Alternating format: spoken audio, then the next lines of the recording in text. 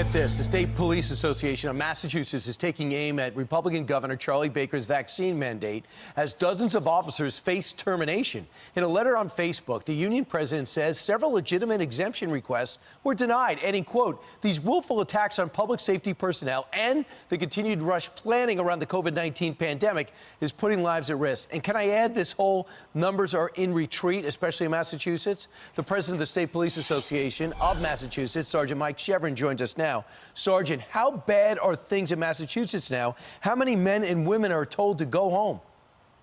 Well, we're receiving letters approximately 10 to 12 a day, and they're being denied reasonable accommodations. However, the odd part here is they're being told that they do have a medical condition and or a religious exemption that should be allowed, but because this administration will not allow for our troopers to wear a mask or get regular testing, they're going to be separated from service, either through retirement, termination, or forced resignations. So you tell me the force is about 2,700, down to about 2,000, and every day more and more names are being released of people released from their jobs. How does Massachusetts, how's the state going to respond? How are the citizens affected?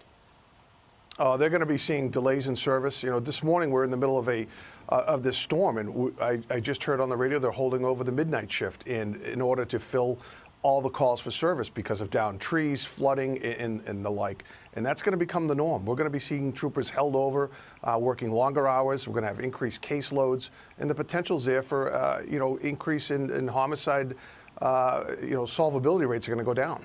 Thousands are going to face the same thing November 1st right here in New York, so they're going to be joining you.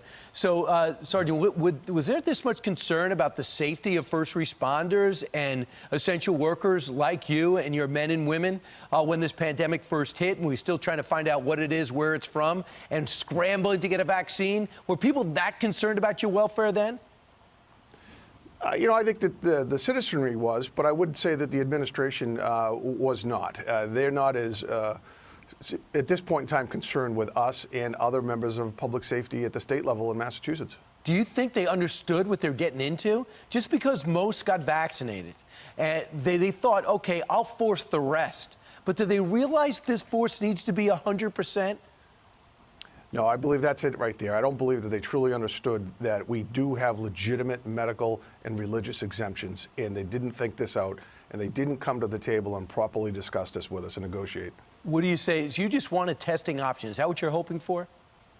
I just want our troopers for the ability to remain employed by wearing a mask and have a weekly testing option, yes.